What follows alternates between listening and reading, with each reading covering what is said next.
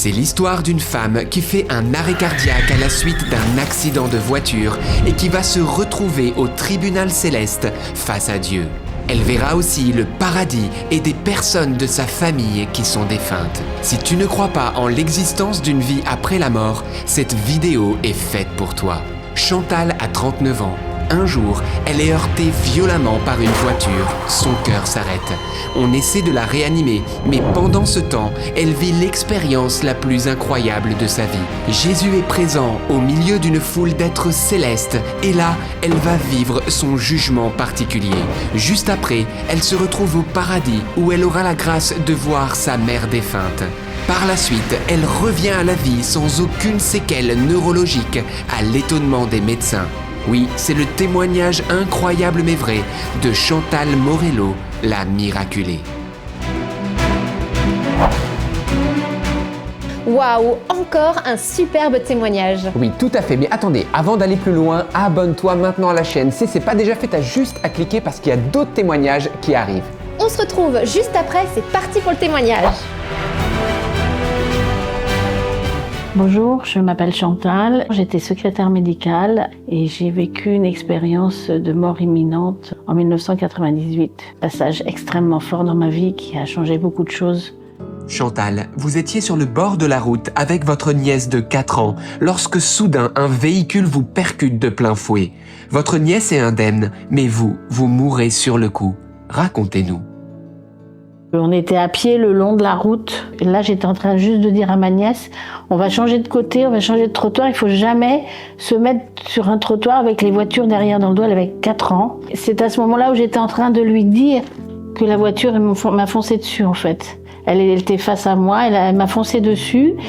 Et moi, j'étais juste en train de parler à ma nièce, donc je n'ai rien vu, rien senti. La voiture m'a percuté violemment et mon visage s'est imprimé comme dans de l'argile dans le pare-brise. Le dessin de mon visage est apparu dans le pare-brise avec le contour du visage. Au moment du choc, j'ai perdu la vie, le cœur a lâché à ce moment-là. J'étais partie, j'étais déclarée morte en fait. Et là, j'avais le visage ensanglanté, j'avais donc été coupée depuis le front jusqu'au menton, j'avais le nez enfoncé, j'avais les yeux qui étaient hors des orbites.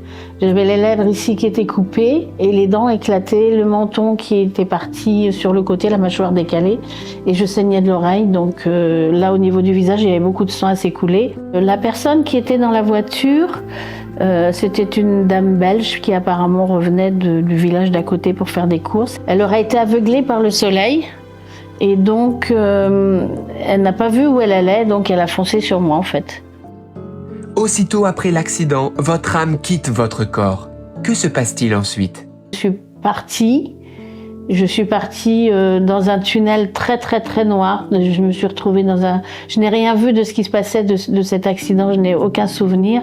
Je me suis retrouvée dans un tunnel extrêmement noir, froid, lugubre, toute seule, mais sans pouvoir toucher quoi que ce soit, sans aucun repère, parce qu'en fait, il n'y a rien en haut, il n'y a rien en bas, les pieds ne posent nulle part, et c'est juste un extrêmement grand froid, noir, la peur la plus totale en fait. On se demande ce qu'on fait là, et au fur et à mesure, tout au loin, j'ai vu une petite lumière qui grandissait et j'allais vers cette lumière et plus ça allait, plus cette lumière grandissait. C'était le bout du tunnel qui était une grande lumière blanche, lumineuse, un blanc absolument tellement lumineux qu'on avait juste envie de se sentir, d'aller vers ce blanc-là. On se sentait en sécurité. Et puis en plus, quand on est dans le noir, on a envie d'aller vers la lumière. Donc c'était quelque chose qui était... on ne pouvait pas faire autrement que d'y aller. Chantal, vous arrivez dans un endroit où vous allez vivre votre jugement personnel en présence de la cour céleste. Racontez-nous. Dans cette pièce se sont installées des personnes qui avaient le contour doré et qui bougeaient. Ils bougeaient tous. Il y avait des gens qui étaient alignés un peu en hauteur, comme dans un tribunal. J'étais dans un tribunal en fait. Et ce tribunal, il y avait je pense qu'il y avait Saint-Pierre. Les gens ne se sont pas présentés.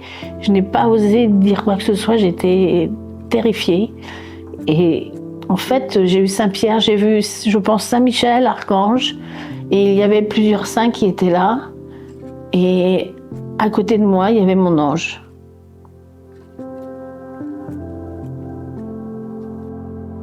Excusez-moi. Donc c'est lui qui m'a défendu, évidemment, qui disait tout ce que j'avais fait, puisque c'est lui qui était ma mémoire aussi, quelque part, et qui présentait tout ce que j'avais fait. Donc dans un tribunal, on a toutes les mauvaises actions qu'on a faites, on les prend en pleine figure, en fait. Et de les prendre en pleine figure, ça nous remet dans tous les éléments, dans tous les événements, de revoir tous les événements qui nous sont arrivés dans la vie. Quand je dis tout, c'est même quand on se fâche en voiture contre quelqu'un ou qu'on n'est pas d'accord avec quelqu'un ou des choses comme ça qui sont des petites attitudes banales de la vie en fait. Même ça nous est reproché, les grosses choses évidemment, mais même les toutes petites choses nous sont reprochées parce qu'on ne doit pas les faire, on doit se contrôler de tout ça. Dans la réalité, on dit ben non, ça n'a pas d'importance, mais si, ça veut dire que c'est un non-respect des autres. Tous les péchés depuis ma plus tendre enfance jusqu'à maintenant, de toute ma vie en fait, tous mes péchés sont repris et sont analysés quelque part. On se les prend parce qu'il faut les dire, il faut les nommer. Et notre ange, il peut beaucoup, mais il peut pas tout parce qu'on a notre part de responsabilité. On est complètement autonome en fait. C'est à nous de choisir le bien ou le mal. On a quand même le libre arbitre. Dieu nous a donné le libre arbitre. Je sais pas si c'est une bonne chose qu'il nous ait laissé ça, mais c'est à nous de choisir. Après, on en est encore plus grand quand on monte au ciel d'avoir choisi la voie de Dieu. Mais si on a le libre arbitre et qu'on en fait quelque chose de mal, eh bien, on en subira forcément les conséquences à notre procès. Et notre avocate, évidemment, c'est la Sainte Vierge. Elle est là pour nous défendre, elle est amour, elle est bonheur, elle est compréhension complète et les accusations tombent, tout tombe, on nous reproche tout, on ressent tout et on nous le dit en plus tout ce qu'on a fait. Pourquoi est-ce qu'on a fait ça? Il faut qu'on s'explique, il faut qu'on se justifie. Tout ce qu'on nous reproche, on ne fait qu'acquiescer, on ne peut pas renier quoi que ce soit. On ne peut pas essayer de mentir, c'est pas possible. Il n'y a aucun mensonge possible. Il y a juste à acquiescer de ce qu'on a fait et juste reconnaître ce qu'on a fait. Et demander pardon de ce qu'on a fait. Mais d'un coup, il y en a tellement qu'on se dit on va jamais s'en sortir, c'est pas possible, tout ça. Et après, eh bien, il faut subir l'attente très très longue quand même, je trouve très longue, l'attente du jugement, l'attente de savoir ce qu'on va faire de nous, avec une peur au ventre épouvantable de savoir qu'est-ce qu'on va devenir, qu'est-ce qui peut nous arriver, en sachant qu'il y a l'enfer, en sachant qu'il y a le purgatoire, mais en sachant aussi que il faut prier, il faut se repentir, et puis que notre ange gardien est là pour nous rassurer, que la Sainte Vierge est là pour nous rassurer, et quand le verdict tombe, de dire non, tu n'iras pas en enfer, tu resteras là, ou tu ne resteras pas là, mais il faut que tu te repentes. Et là, on se repent très très fort, très très. Mais on a l'impression que c'est pas suffisant par rapport à tout ce qu'on aurait pu ne pas faire quand on est sur Terre, en fait. Jésus était-il présent lors de votre jugement? Un moment, pendant le jugement, en fait, oui, les personnes, les juges, en fait, étaient en hauteur. Comme dans un tribunal, tout simplement, en hauteur. Et moi, j'étais en contrebas, avec la Sainte Vierge à côté de moi, et mon ange de l'autre côté derrière moi, en fait. Et à un moment, il y a simplement eu Jésus qui est passé derrière les juges et qui s'est mis dans un coin, qui a juste écouté, qui n'a rien dit, mais qui était bienveillant. C'était au moment des débats. Mais je n'ai pas eu d'intervention de sa part, je l'ai juste entreaperçu. C'est pas comme un jugement sur Terre où on met en question des gens, on pose des questions insidieuses pour les déstabiliser. Là, c'est pas ça du tout. En fait, c'est juste reconnaître les faits, et les faits, il faut les dire. C'est tout. C'est déjà beaucoup. On le prend comme des accusations, en fait, puisqu'on a fait ces fautes-là. Donc à partir du moment où on fait une faute, c'est comme une accusation quand on nous le donne, quand on nous le redit, quand on nous le représente. Mais c'était pas pour dire vous avez fait ça, c'est pas bien ou quoi que ce soit. C'était pas dans ce sens-là. C'était de dire vous avez fait ça, vous avez fait ça, vous avez fait ça, mais repentissez-vous, ressentez ce que vous avez fait, le mal que vous avez fait aux autres, ressentez-le pour vous, vous allez voir ce que ça fait, et à partir de ce moment-là, vous allez demander le repentir. Alors que vous êtes face à vos mauvaises actions, un livre lumineux et ouvert qui contient vos bonnes actions. Dites-nous en plus. Lors du procès, effectivement, j'avais mon livre de vie, tout était inscrit, tout était écrit. C'est un livre avec des pages très très blanches. Et les écritures sont encore en sortent en fait. Les écritures, elles sont lumineuses. Mais je n'ai pas eu cet accès à ce livre-là en fait. Je n'ai pas eu le visuel de ce livre, je l'ai juste entreaperçu sur le côté. Et dans ce livre, ce ne sont que les belles choses de ma vie, les belles intentions, les bonnes actions qui sont inscrites. C'est un gros livre, ouais. Il était ouvert, on voyait, c'était la lumière qui sortait. Chantal, quelle a été la conclusion du tribunal céleste à votre sujet? Une conclusion plutôt atypique puisque vous êtes aujourd'hui avec nous. Au moment du verdict, j'étais en demande de repentir extrêmement fort. Je me rendais compte que tout ce que j'avais fait, ça ne pouvait que m'être reproché et qu'il fallait que je demande pardon. Mais le pardon, c'était tout petit par rapport à ce que j'avais fait, à ce que je voulais qu'on me pardonne absolument, parce que je ne voulais qu'une seule chose, c'était d'être pardonnée. J'ai eu la réponse en voyant s'éloigner cette image d'enfer et de purgatoire qui sont partis. Et à ce moment-là, je suis partie avec mon ange, en fait, qui m'a dirigée vers la lumière. À la fin du procès, j'ai eu ce sentiment que Dieu m'a pardonné de tout. Le ressentir, ce pardon, il est merveilleux, c'est plus que merveilleux, c'est même pas descriptible, en fait, de recevoir cet amour. Vous qui avez vu la Vierge Marie de vos yeux, comment était-elle? La Vierge Marie, elle était lumineuse, elle était blanche. Elle était d'une douceur, mais il y a même la plus douce des mamans, quoi. La plus douce des avocates, celle qui forcément sait ce qu'il faut dire et qui est la meilleure avocate qu'on puisse jamais avoir de toute notre vie, de toute notre mort. C'est elle qui doit être là pour nous défendre. Elle disait que c'était pas très important ce que j'avais fait, c'était pas des grosses fautes, c'était pas volontairement méchant. C'était des choses qui étaient faites de façon banale, j'aurais dû y réfléchir. C'était une très très très très très grande avocate. Et Marie, il faut la prier parce que c'est elle qui nous défend. C'est notre avocate, c'est elle qui prend en compte tout ce qu'on a vécu sur la terre, mais avec un tellement grand amour, avec la bonté la plus pure, pour nous défendre et pour ressentir ce que nous, on a ressenti à chaque moment de notre vie. Il faut la prier tout le temps, en fait, pour pouvoir avoir les grâces qu'elle veut bien nous accorder, que Dieu veut bien nous accorder par sa main à elle. Pouvez-vous nous décrire votre ange gardien? Il a ma taille, il est lumineux, mais il a plus de couleurs. Il est lumière aussi, mais il a des couleurs entre le vert et l'argenté, le doré un petit peu. Lui, il n'est que bonté. Lui, il n'est qu'amour. Lui, ne fait que représenter Dieu pour moi. Donc, en fait, il est très protecteur, il est très rassurant. On a juste envie de se blottir contre lui pour qu'il nous protège, en fait. Et la Sainte Vierge aussi. Entre les deux, on se sent inattaquable quelque part, même si on sait que tout ce qu'on a fait, c'est contre nous, et ce qu'on a fait, c'est pas bien. Mais on se sent rassuré d'avoir la Sainte Vierge et d'avoir notre ange à côté de nous. On se sent en pleine confiance, en fait. C'est la seule façon de s'en sortir, c'est grâce à eux. La seule défense qu'on ait, c'est la Sainte Vierge. Lui, il me rassure, il me dit non, mais tu vas voir. Et il parle à la Sainte Vierge, et il lui explique des choses, mais il ne me défend pas face au juge. Il n'est là que pour moi, en fait.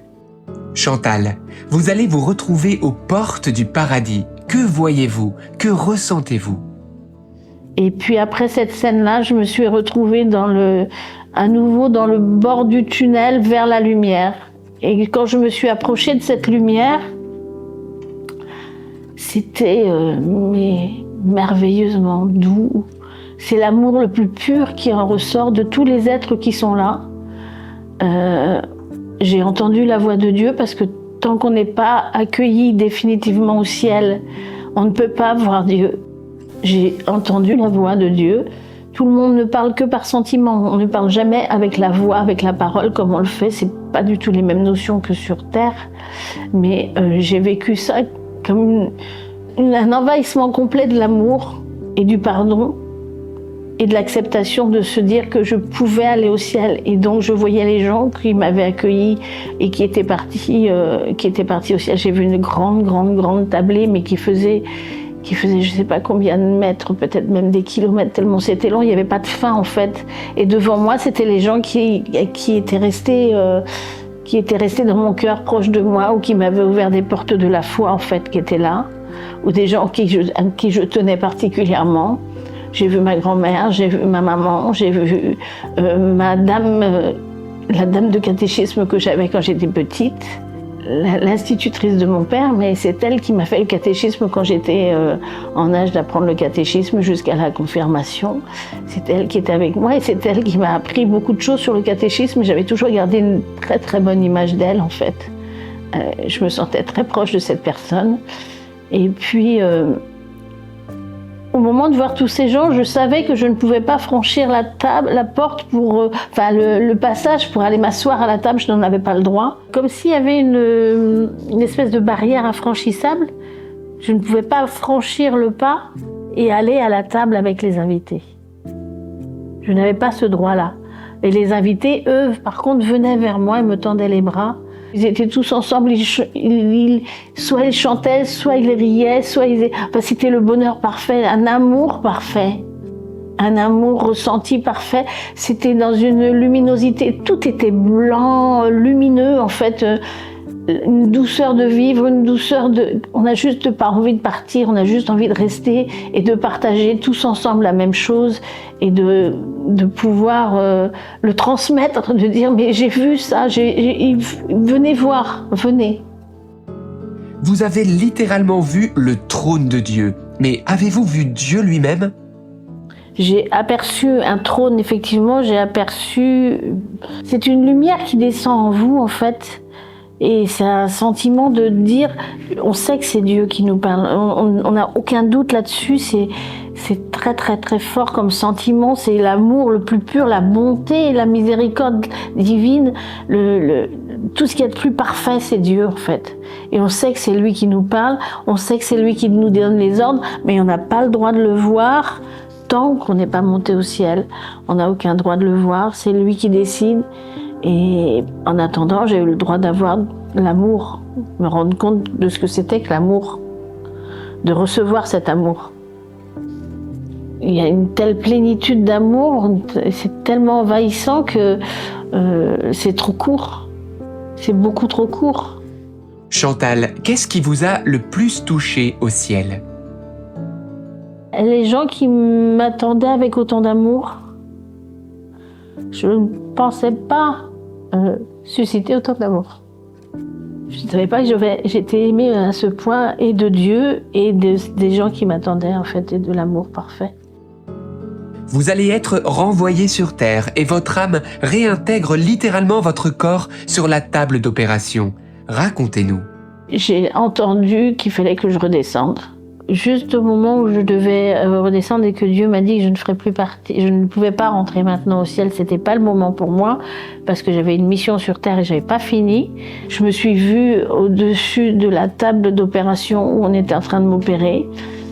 Donc il y avait un médecin qui m'opérait pour le visage et en même temps un autre médecin qui m'opérait pour la jambe sur le même temps d'intervention. Ils ont fait les deux interventions sur le même temps. Et là, je me suis dit, je rentrais dans mon corps, mais j'avais pas envie, je rentrais à reculons, j'avais pas envie, je voulais surtout pas rentrer. J'avais vu, quand j'étais avant de descendre complètement, j'ai vu mon mari qui m'appelait, j'ai vu mes enfants qui pleuraient.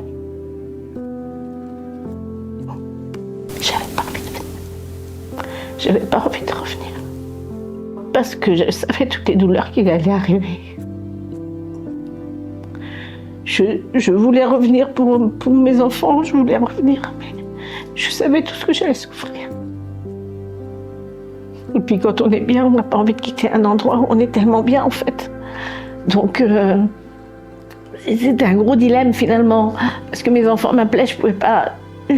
Je suis revenue pour mes enfants, pour mes filles, pour mon mari, pour ma vie, mais on a connu un tel bonheur là-haut que non, on n'a pas envie de quitter le bonheur en fait.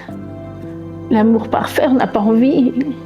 On a envie d'aller plus loin dans cette recherche de ce qui nous est offert à ce moment-là. Et ça a été difficile parce que rentrer dans son corps, c'était toutes les douleurs que je savais avoir après, en fait. Et puis retrouver toutes ces sensations humaines qui n'étaient pas du tout les mêmes en haut.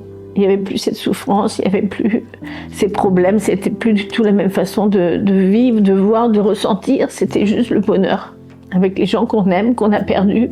Donc je me suis réveillée, je me suis retrouvée dans mon corps, je suis rentrée dans mon corps au moment de l'intervention, je me suis vue et sentie respirer, reprendre connaissance à ce moment-là, vraiment prendre connaissance de ce qui s'était passé. Et je savais que toutes les souffrances que j'allais avoir après, dans quel état j'étais, je savais ce qui s'était passé sans l'avoir vécu, sans l'avoir vu. Chantal, dites-nous en plus sur le moment où vous avez réintégré votre corps. Qu'avez-vous précisément ressenti ? En fait, sur la table d'opération, j'ai survolé mon corps et l'intervention. Je voyais qu'il y avait des chirurgiens qui étaient sur un corps. Et c'est là que je suis rentrée dans mon corps. Et au fur et à mesure où j'essayais vraiment de faire marche arrière pour pas rentrer dedans, mais au fur et à mesure où je rentrais dans mon corps, j'avais les douleurs qui me prenaient en même temps, en fait. J'avais conscience des douleurs à partir du moment où je suis rentrée dans mon corps. Ça a été très douloureux. J'avais vraiment mal, énormément, même avec la morphine. J'avais des bouts de dents partout dans le palais qui étaient restés piqués dans le palais. Je souffrais, je ne pouvais plus au départ, je ne pouvais plus parler, je n'avais plus de voix, j'étais complètement aphone. Et j'avais énormément mal à la lèvre, il y avait un bout de lèvre qui avait été coupé. J'avais très très mal à tout le visage en fait, l'oreille c'était terrible. Et la jambe, ça m'a fait souffrir pendant des années. Donc j'ai eu 8 ans de morphinique pour pouvoir essayer de marcher normalement. Donc ça a commencé par se retrouver en fauteuil roulant, en déambulateur et avec une canne pendant 8 ans, un traitement pendant 8 ans. J'ai eu la chance d'avoir un chirurgien qui a fait du travail d'artiste, on va dire, sur le visage, parce que les cicatrices se voient pour ainsi dire pas. Et je n'ai jamais eu besoin de refaire d'autres interventions sur le visage. C'est juste ces douleurs, et puis mécaniquement, quand on n'a plus de dents, il faut tout remplacer, quoi. Mais c'était ça. Et la jambe, par contre, ça m'a fait vraiment beaucoup, beaucoup souffrir. Ouais. 8 ans à boiter, 8 ans à souffrir, 8 ans de morphinique. Au quotidien, c'était très, très douloureux. Franchement, pour pouvoir dire que j'ai pu reprendre une vie normale, ça a pris 8 ans. Qui vous a dit que vous deviez revenir sur Terre ? C'est Dieu. C'est le Père qui m'a dit qu'il fallait que je redescende, que je devais finir en bas. Je n'avais pas fini en bas. Moi, je lui ai demandé de rester et lui m'a dit non. Et en fait, en redescendant, quand je suis revenue dans mon corps, pendant longtemps, je me suis posé la question, je dis mais je ne sais pas que j'en ai voulu à Dieu, on ne peut pas en vouloir à Dieu, mais il y a quand même un sentiment de manque. Un manque de cet amour, parce que quand on a vécu l'amour parfait, on ne peut pas s'imaginer redescendre et savoir que c'est que de l'imperfection, que ça on n'aura pas à nouveau en fait. Et de me faire redescendre alors qu'en fait là j'avais beaucoup de choses sur les épaules, beaucoup de choses à porter. Eh bien, il y a quand même un sentiment de pas d'en vouloir à Dieu quelque part, mais de se dire qu'est-ce que je fais là ? J'ai pas besoin de ça et j'ai tellement vécu quelque chose de tellement fort que ça va être compliqué de reprendre la vie, ça va être compliqué de passer tout ça et on se dit finalement une chose à la fois et puis si c'est ma place, c'est ma place. Mais au départ ça a été compliqué de l'accepter comme ça en fait, de devoir revenir. Même si mais je me suis pas posé la question quand j'ai vu ma famille, quand j'ai vu mes amis, quand j'ai vu surtout mes filles. Je me suis pas posé la question que ma place elle était là. Je pouvais pas être ailleurs. C'était pas possible. Au moment de l'accident, en fait, tout le monde était ensemble au chalet, s'est retrouvé au chalet, et il y a eu des moments de prière très forts, justement pour moi, de toute la famille en même temps. Et j'ai senti ces prières. En fait, quand je suis redescendue, quand je commençais à redescendre et que Dieu m'a signifié que je devais repartir, j'ai eu ces notions ces sentiments d'appel de la part de mon mari, de ma famille, de tous mes amis, de mes filles surtout. Mes filles, oui, je voyais mes filles qui pleuraient. À l'étonnement des médecins, vous ne gardez aucune séquelle neurologique. Dites-nous en plus. Le choc, en fait, ça fait que j'aurais très bien pu, ou même le fait de manquer d'oxygène pendant quelques temps, ou que le cœur s'arrête aussi, j'aurais pu très bien avoir des séquelles neurologiques sans pouvoir récupérer quoi que ce soit. Et ça, je n'ai jamais eu de soucis à ce niveau-là. J'ai juste eu des problèmes physiques. J'aurais pu être handicapée très bien au niveau du cerveau, j'aurais très bien pu avoir un gros choc et ne jamais m'en remettre. J'ai jamais eu de soucis au niveau de la tête, en fait. J'ai repris connaissance et conscience complètement. Et donc, il a fallu attendre quand même 12 heures pour savoir si je serais restée en vie, mais de savoir si vraiment il y aurait eu des problèmes psychologiques, neurologiques, après, on ne savait pas. Il fallait que je me réveille pour voir. Et au réveil, il n'y a pas eu de souci. Chantal, avez-vous pardonné à la femme qui a causé l'accident? Oui, maintenant, bien sûr, j'ai pardonné, évidemment. Ça a été assez difficile parce que ces douleurs boitées, mais vraiment avec des très très très grosses douleurs, tant au niveau des lèvres, du visage et de la jambe, je ne pouvais pas marcher. Donc inconsciemment, je lui en voulais d'être dans cet état-là quelque part. Je me disais que c'était de sa faute. Apparemment, elle a complètement ignoré les victimes qu'elle avait faites. Elle n'était pas du tout intéressée par nous. Je pense que c'était une réaction de peur qu'elle avait, cette personne, maintenant avec le recul, avec le nombre d'années. Mais sur le moment, quand on nous dit ça, qu'elle n'avait rien à faire de moi, et c'est difficile à admettre. On fait du mal à quelqu'un et on ne le regarde pas, c'est incompréhensible. Et puis c'est passé avec le temps parce que les douleurs ont réussi à passer, ça a été très très long et très difficile. Et puis après, c'est vrai que elle n'y pouvait rien, elle n'avait pas fait exprès forcément. On ne fait jamais exprès ce genre de choses. On ne contrôle pas tout dans la vie, mais elle n'a jamais fait exprès. Et puis finalement, j'ai quand même eu la chance de rencontrer Dieu quelque part grâce à elle. Donc je peux pas lui en vouloir, c'est pas possible. Elle a dû certainement être très très malheureuse de ce qu'elle a fait, cette personne. Donc c'est comme ça, c'est la vie, c'est tout. Depuis votre accident, avez-vous sur Terre de nouveau ressenti le bonheur que vous aviez vécu au ciel? À chaque messe, je revis ce que j'ai vécu de l'accident. Je me rappelle la voix de Dieu, je ressens ce bien-être à chaque Eucharistie. C'est un ressenti d'amour, c'est un ressenti très très fort d'amour. De pouvoir, c'est comme à un moment de la messe, à un moment, peu importe, il y a plusieurs moments, c'est pas forcément toujours le même moment, c'est souvent l'Eucharistie.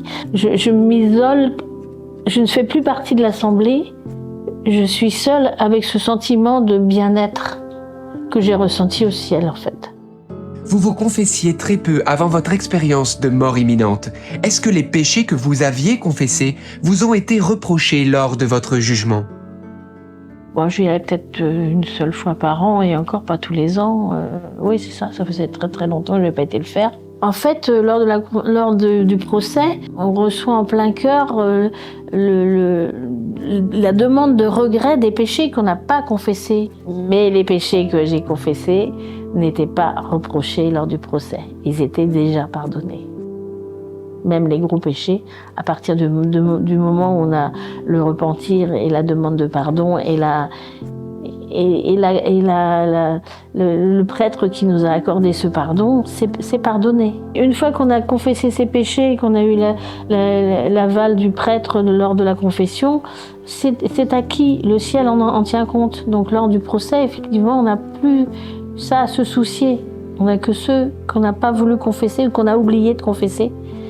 Et ça allège beaucoup la tâche et ça peut vraiment nous faire monter au ciel. La différence, elle est là. Il faut qu'on arrive au ciel, effectivement, avoir une mort sainte, c'est la plus belle des choses qu'on puisse avoir. Il faut absolument prier Saint Joseph pour ça. Avoir une mort sainte et pouvoir faire de pouvoir se confesser avant de mourir. Ça, c'est la plus belle des morts. C'est malheureusement pas donné à grand monde, où les gens ne veulent plus le faire, mais s'ils savaient tout ce qu'ils perdent. Chantal, aujourd'hui, avez-vous encore peur de mourir, vous qui êtes déjà passé par là? J'ai pas peur de la mort. Je voudrais pas mourir dans les souffrances, parce que personne n'aime les souffrances, mais je sais ce qui m'attend et c'est pas pour autant que j'ai envie de mourir quelque part, parce que j'ai ma famille, j'ai plein de choses à faire, j'ai vraiment plein de choses à faire, et de transmettre plein de choses aussi, mais j'ai pas peur de la mort en fait. Chantal, que voulez-vous dire à ceux qui prient mais ne voient pas leur prière exaucée? de prier dès qu'on peut. Il faut prier, de demander beaucoup. Plus on demande, plus on aura. En fait, si on demande quelque chose, on n'a pas forcément la même réponse que celle qu'on a demandée, mais on a une réponse. Beaucoup de fois, j'ai demandé des choses, j'ai eu une réponse. C'est pas la même façon de voir Dieu et moi forcément, mais c'était toujours une réponse. Que voulez-vous dire à tous ceux qui vous regardent maintenant? À l'issue de cette grande aventure du ciel que j'ai vécue grâce à mon accident, parce que je ne dirais pas que c'est à cause, c'est grâce à mon accident que j'ai vécu ça, j'ai vu le ciel, j'ai vu Dieu, j'ai vu la parole de Dieu en moi, l'amour de Dieu en moi, j'ai vu Jésus, j'ai vu Marie et j'ai vu mon ange gardien. Et jamais, à aucun moment, je ne peux douter de ce que j'ai vu. Et je voudrais que vous croyiez tous que le ciel existe. Comme la terre existe, le ciel existe. Dieu existe vraiment. Et il est là pour nous, par amour pour nous. Il faut vraiment, vraiment regarder autour de vous. Et déjà, ça commence par l'amour que vous avez les uns pour les autres. Ça, c'est l'amour de Dieu qui est en vous, qui est pour vous et que vous pouvez transmettre aux autres. Un mot de la fin? Dieu vous aime, il est amour. Merci beaucoup Chantal pour votre témoignage. Et oui, une expérience qui semble extrêmement étonnante et pourtant tout à fait conforme à la parole de Dieu et à l'enseignement de l'Église catholique. Oui, tout à fait. C'est ce qu'on appelle le jugement particulier. La Bible nous dit que lorsque nous mourrons, nous nous retrouvons bien dans ce tribunal, le tribunal du Christ. Saint Paul est très clair. Il dit que personne ne peut y échapper. Eh bien, c'est le jugement où chacun est rétribué selon ses œuvres. D'où l'importance dès maintenant sur cette terre de vivre dans l'amour, de nous réconcilier les uns les autres et surtout d'éloigner de nous tout mal. Parce que nous ne sommes pas faits pour le mal, mais pour le bien. Oui, tout à fait. Cela nous rappelle que la mort n'est pas la fin de tout. Et en effet, comme nous l'enseigne le catéchisme de l'Église catholique, il y a 3 possibilités. Soit l'âme va au paradis parce qu'elle est sainte, elle est parfaitement purifiée, soit elle est imparfaitement purifiée et elle va passer par le purgatoire, ensuite elle ira au ciel, soit encore elle choisit de se couper de Dieu et elle ira alors en enfer. Oui, tout à fait. Et on vous propose maintenant que nous puissions prier à vos intentions et comme première démarche qu'on vous propose, de donner votre cœur à Jésus si vous ne l'avez pas encore fait, parce que la porte du ciel, c'est lui. Il a dit lui-même, Jésus, que nul ne va vers le Père sans passer par lui. Jésus est venu nous sauver de nos péchés et c'est par la foi en lui que nous pouvons avoir accès au ciel dans la mesure où on vit dans l'amour les uns pour les autres. Alors voilà, peut-être comme démarche concrète, vous pouvez écrire dès maintenant dans les commentaires sous cette vidéo, Jésus, je te donne mon cœur et vous verrez, Jésus s'occupera de vous sur cette terre, mais aussi il vous accueillera au paradis. Amen. Alors Seigneur Jésus, nous nous tournons vers toi maintenant et nous te confions chaque personne qui regarde cette émission maintenant. Viens la visiter là où elle se trouve. Viens la libérer de ses peurs, de ses angoisses, de ses péchés. Viens restaurer sa vie. Il a prévu pour vous un nouveau départ. Il a des projets de bonheur. Alors surtout, ne vous découragez jamais. Oui, amen. Et peut-être c'est difficile parfois de prendre ce chemin vers le ciel. Alors je vous encourage à prendre la main de la Vierge Marie, la mère de Jésus. Vous savez, elle apparaît partout dans le monde pour nous rappeler que Jésus est le sauveur du monde. Elle peut vous aider dans votre cheminement spirituel. Alors on va lui demander, on va lui dire oui par cette prière bien connue du Je vous salue Marie. Je vous salue Marie, pleine de grâce. Le Seigneur est avec vous. Vous êtes bénie entre toutes les femmes. Et Jésus, le fruit de vos entrailles, est béni. Sainte Marie, Mère de Dieu, priez pour nous pauvres pécheurs, maintenant et à l'heure de notre mort. Amen. Et bien voilà, encore une très belle émission que nous avons pu vivre ensemble. Tout à fait, mais s'il vous plaît, ne... Bon, 3-4, on va recommencer. Oui, tout à fait, mais ne partez pas, c'est le moment de vous abonner à la chaîne, s'il vous plaît, pour ne pas rater les prochaines émissions. Et en plus, ça nous encourage, parce que plus vous allez être abonné, plus YouTube va diffuser les vidéos et ça touchera des cœurs. Comment faire pour s'abonner? Vous faites comme à l'écran, vous cliquez sur s'abonner si ce n'est pas déjà fait, puis ensuite la petite cloche pour avoir toutes les notifications. Et comme ça, vous pourrez toutes les regarder, les re-regarder et les regarder encore sans vous lasser et surtout les partager à tous vos amis sur vos réseaux sociaux. Donc, c'est simple, c'est déjà fait. Est-ce que tu es abonné? Lucie, est-ce que tu es abonnée à la chaîne? Oui. Également, n'oubliez pas bien sûr de liker la vidéo, c'est important, on a besoin de vos likes pour permettre à YouTube de proposer davantage et de toucher de nouvelles personnes. Oui, et on compte sur vous aussi pour partager sur vos réseaux sociaux, Facebook, Instagram, TikTok, Twitter, partout, par mail, par WhatsApp, par Telegram. On compte sur vous parce qu'ensemble, on peut impacter ce temps et montrer que oui, la mort n'est pas la fin de tout. On se dit à dans 2 semaines et d'ici là, n'oubliez pas que rien n'est impossible à Dieu. À bientôt. Et attends, pars pas, peut-être t'as pas vu ce témoignage, elle s'appelle Gloria Polo. Elle a été foudroyée sur place par un éclair, elle a vu le ciel, l'enfer et le purgatoire. C'est juste une histoire incroyable, alors qu'elle était totalement morte, Jésus la renvoie à la vie, elle ressuscite et aujourd'hui, elle livre son témoignage. Clique juste ici pour regarder ce témoignage, tu vas voir, il est juste bouleversant.